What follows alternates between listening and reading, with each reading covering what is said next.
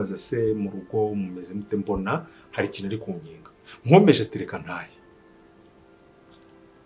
birumvikana imbere y'umwana ntago rero kwita mwereka ko hari ikintu ndi gukeka nagomba kumwereka neza nta kibazo ariko Rafi yagarutse nagomba kumubwiza ukuri ntabwo byashoboka urabizi nawe ko ari igihe ujya wambara mama wakavuga ati please ntagaruko nguko hari abashyitsi bajya baza ahangaha urabizi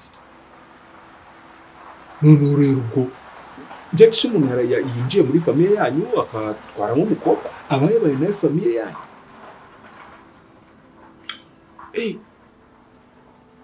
nakwereka ifoto nawe urebe urajije cyangwa se kijyanye n'icyo bindi by'amatatuwaje byo ndabyumva ko ari byinshi bishobora kwangiza cyane pe ariko nimba afite ukuntu abasha kuzihisha sinzi impamvu ntabwo bishoboka byonyine kuba yaje kwa sebukwe aribwo bwa mbere kuko byagaragara ko n'ubundi no mu kwifata yakomeza kubyagukira n'iki kintu ari guhisha ko njye narangije kubibona kongera ufite gusuhuzanya nawe gutya gusa tu uburyo ki inzaje yawe imeze uburyo ki imboni zawe zizunguza n'ibyo ba ntakurangije rero namurangije nta kintu kinamuroposha iki kintu nicyo nahise mbona ko ntabwo bishoboka.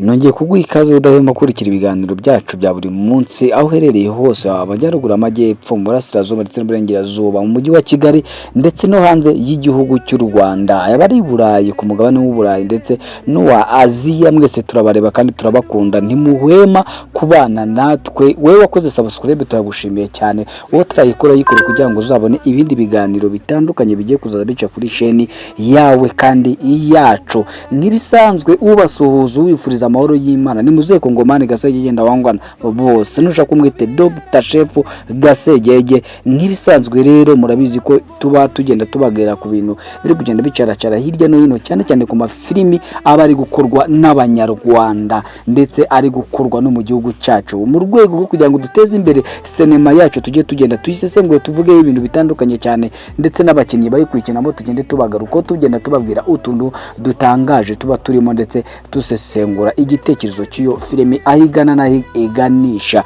Rero uyu munsi tugiye kuba twagaruka kuri filimi y'urerekane bita Revenge cyangwa ukwihorera. Ese iyo bavuze kwihorera ubundi mu Kinyarwanda bavuga yuko umuntu ugiye kwihorera ntacukura imva imwe ahubwo acukura imva ebyiri. Impamvu ni ukubera iki bawo umugani bawuciye gutyo ni ukubera ko ushobora kujya kwihorera ku muntu ugasanga kurusha imbaraga maze ugasanga niwo biguyemo wacukuye imva yiwe bikaba ngombwa kucukura yawe kugira ngo witegure ikiza kuba inyuma kuko ingaruka z'ikibi zose zijya ziza ari mbi ndetse ingaruka z'ikiza zikaza zitsinda byose. Muri ubwo buryo rero nibwo tugiye kwinjira gutya muraza kwihangana tuze gukoresha amazina amwe namwe y'aba bakinnyi amenyerewe cyane bamenywe bakanyaho cyane nituza kuvuga nka Tukuwote Tayiga cyangwa Pasiteri uze guhita umenya kari wa wundi ufite ubwanwa bw'umwero kandi wamamaye mu filimi atandukanye kuko tuvuze gutyo Tukuwote duhita twumva kwabamenya twavuga Pasiteri tukumva muri filimi nziza cyane iri guca hano yaciye ibintu hano mu Rwanda My Testimony ndetse twavuga Pasiteri nabwo ukumva ko ariyo filimi tugiye kuba twavuga Tayiga ukumva muri Contract urumva ko nitugenda tubihuza gutyo nibwo biza kuba byagenda neza kugira ngo tuze kujya kudusobanukirwa impamvu tugiye kuvuga ayo mazina no kubera kugira ngo tuze kugira ngo ikiganiro cyacu tuze kuba tucyumva. Rero kora subscribe kwicana kugira ngo tujye tubana mu bindi biganiro bitandukanye. Rero ngibisanzwe rero tugiye gutangira tuganira gutya abantu babiri muri kubona muri no filimi bameze nko bari kwihorera umwe araza kuba ari Bobo reka tumwite Bobo cyangwa tumwite Hirwa ariko tugende kugira ngo tumenye byinshi cyane kuri we. Uyu mugabo akinye filimi nyinshi cyane yagukeneye muri My Heart yagukeneye muri My Contract yagukeneye muri Testimony hose n'andi mafilimi menshi cyane yagiye akina hano mu Rwanda ni icyamamare gifite izina rikomeye cyane muri sinema nyarwanda kandi wagiye akina amafilimi yagiye akundwa cyane. Tukuwote nawe yakinye amafilimi akomeye cyane dore ko yatangiye sinema mbere ya 2010 gatatu. Murumva ko ari umuntu ukomeye muri sinema nyarwanda. Nitugaruka kuri uyu Naomi cyangwa Mireille, ni umukobwa waturutse mu gihugu cy'ababanyi b'abaturanyi b'igihugu cyo mu Burundi. Ni umuhatari n'umusihitinzi, yakinnye filimi nyinshi cyane, ariko twebwe ntabwo tugiye kugaruka ku rutonde rwa filimi yakinnye, ahubwo tugiye kumugarukana muri ino filimi nk'uko tumuheruka muri filimi bita My Testimony yitwa Naomi. Nijya nabyo zina nshaka ko tuza kurikoresha kugira ngo tugende tubihuzahuza mu guteza imbere sinema nyarwanda. No kuvuga ngo rero twihuse cyane, uyu Bobo ni umusore ukiri muto twabivuga gutya, ariko ugifite amashagaga y'urubyiruko rw'iki gihe cyangwa ufite amaraso yirukanka, dore yuko akora ubucuruzi bujyanwe n'abakobwa. Nitubivuga gutyo muraza kubyumva cyane. Ni nacyo uyu musaza ari kumuziza ku mukobwa wiwe, kubera yuko yagiye abahereza amapase menshi cyane. Mwibuka inkuru yigeze kubaho, niyo mpamvu nyababwiye ati filimi ngiye nyihuza n'ubuzima busanzwe. Iyo nicaye ndi gusesengura gutya, ntabwo kuba tugira ngo tugende tuganira ngo baganiriye iki, kubera ko ni Ikinyarwanda, nanjye nkaba ndi kuvuga Ikinyarwanda, niyo mpamvu mba ndi kubihuza n'ubuzima busanzwe. Mu bihe bishize hari saga yigeze kuba y'abamisi bajyaga batangwa amapase maze bakajya gukora imibonano mpuzabitsina n'abandi bagabo. Uyu musore rero reka tumujyanye muri iyo sanse, niko kazi kiwe, niko kaza kuriho n'abakire kuba abahereza pase z'abakobwa bakiri batoya maze bakajya kuryamana nabo mu mazu atandukanye. Uyu musore rero niko kaza akora, akaba ariyo mpamvu uyu mukobwa bakundana uno musaza atigeze abyishimira, bitewe nuko nawe yagiye amuhereza amapasi y'abandi bakobwa, kandi bikavuga yuko ayo mapasi aba yatanze nawe aba yamaze kuba yaryamana nayo, maze akaba ariyo mpamvu byagenze gutyo. Ubundi biragoye kuba wamarana n'umuntu imyaka 3 mukundanye ariko ntamenye ngo utahaye, ntamenye icyo ukora, ntamenye aho ukora. Ni ikibazo kiba gikomeye cyane, kandi nawe ushobora kuba watekereza ukumva ko icyo kibazo gifite impungenge zikomeye cyane nk'umubyeyi, ukavuga ati umwana wanjye uko byamera kose. Burya reka mbabwire, Bamunyarwanda cyo umugani avuga ngo kirya abandi bajya kukirya kikiriza. Impamvu umugani bawuce no kubera ko buri tungo ryose nk'uryo, reka mbibabwire, intare yiri guhiga iragenda ikica abana b'iyindi nyamaswa cyangwa ikica ababyeyi b'iyindi nyamaswa, ariko nayo yabona ikindi kintu kije kwica abana bayo nayo ikabarwanirira ikabarinda. Bivuze ngo rero no mugabo ushobora kuba yitamwe utwana dutoya mu mvugo z'iki gihe cyangwa usambanya abana batoya, ntago yifuza ko umukobwa we nawe ibyo akorera abandi bana nawe baba babimukorera cyangwa abikorera abandi bana.